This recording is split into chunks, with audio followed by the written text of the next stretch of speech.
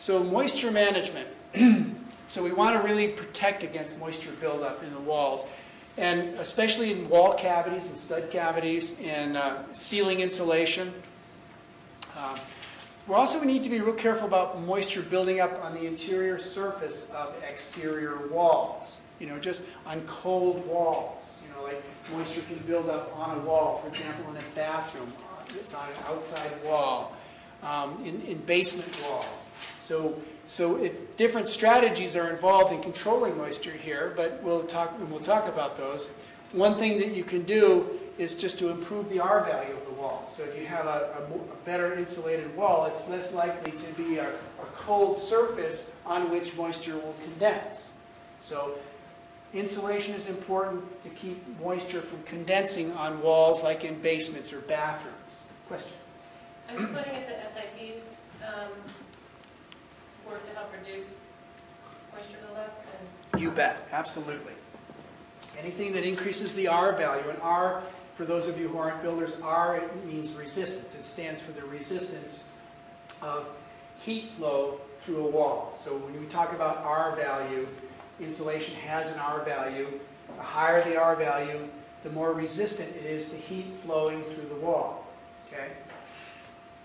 Also on flashings on roofs, you do have flashing around windows and doors and or proper caulking. Absolutely, we'll get to that. So anything that improves the R value, and the reason we're trying to keep moisture out of our walls is really threefold. One is we don't want, mold proliferates in moist environments. Okay? Mold will grow on almost any surface that's moist and cool. Mold just grows like crazy. You don't want mold building up inside a wall cavity. The reason for that is because mold spores tend to be dislodged if there's air moving through that wall and can enter the interior air. And mold, some people react to it. Some people have a severe allergic reaction to mold. Other people get symptoms that are more flu-like as a result of exposure to mold. So it's clearly can be a health problem in a house. And we're finding an awful lot about this in buildings, supposedly airtight buildings that are built. We're finding a lot of mold buildup in the walls. I remember I told you my neighbor who just finished paying off his house, and when he tore into those walls, they were all moldy and wet inside. Another problem is that moisture in the presence of bacteria will actually result in this structural decay, rotting of the wood and framing members, which can, eventually lead to some structural damage. I mean, it can lead to a destruction or collapse of a wall. So it's not just about health, although that's extremely important, but it's also about moisture control is about maintaining the structural integrity of that wall. So mold control, I'll just repeat it: flashing, flashing, flashing. Number one, seal those penetrations, and vapor barriers, less. I don't know what that slide means, but that is. So as far, proper flashing means, I don't know exactly what that slide means, but you need to flash properly. Caulk or electrical outlets, switches, and other penetrations in the wall. There's a really neat little product out that can be used in existing homes. You'll be amazed at how much air moves through a wall through electrical outlets and through light switches. On a cold winter day when the wind's blowing, go even to your interior walls and put your hand by your light switches or your electrical outlets. You'll be amazed at how much air is blowing into them. It'll blow in, say, through a gable end vent, down through the insulation to a wall cavity, and blow out through your electrical outlets. So there's a product, I don't know what they cost anymore. It used to be about $1.59 for a package of these gaskets, and I'll just pass them around so you can take off the cover plate, stick this baby on, put the cover plate back on, and it'll basically stop the heat move or the air movement through those electrical outlets. And you can see there are some for light switches, and there's some that come with let's see, I don't think this is, some of them come with square openings for different types of electrical outlets. So it's something you can do in your own home. it maybe costs you $6 at the very most for your whole house, maybe $3, $3 to $4 to do it, and it'll really seal up those leaks. It prevents cold air from coming, but it also prevents moisture from getting in those walls.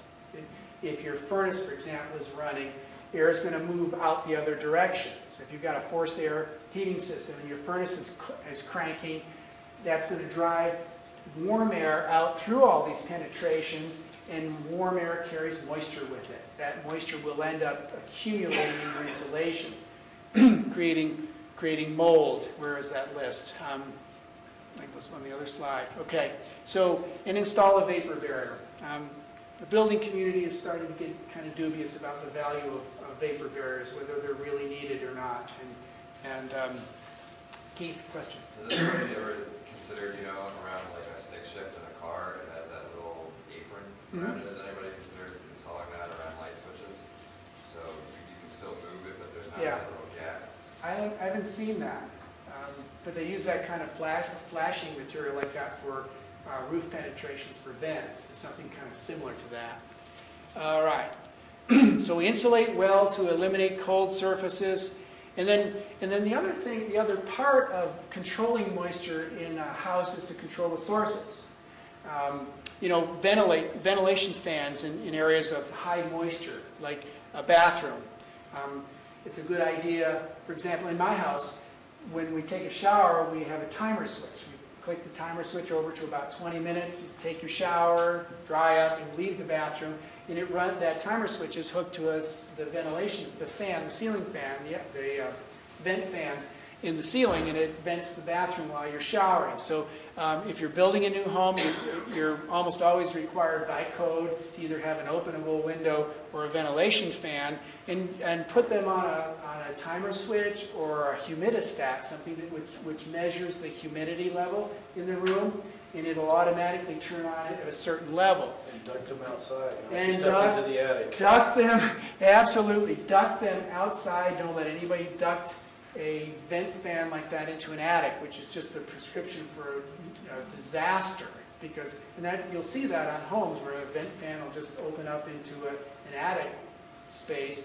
It just dumps all that humid air into the attic, and of course in the winter it condenses and precipitates out onto your insulation. What insulation doesn't have any R value? You might as well not have any insulation at all. So anywhere where there's a lot of humidity, install ventilation. Now here's an example. There are a lot of penetrations in the exterior of a home. Here's some plumbing where's that gas line? That's plumbing. So just caulk around those penetrations to prevent moisture from entering. Around doors, around the frames of doors. You want a good airtight seal on doors. Believe it or not, especially in older houses, you see a tremendous number of openings between a leaky basement and the first floor. Lots of plumbing penetrations, really huge penetrations in the floor, which allow a lot of cold air to come up during the winter. So seal those guys up. Be sure they're well sealed.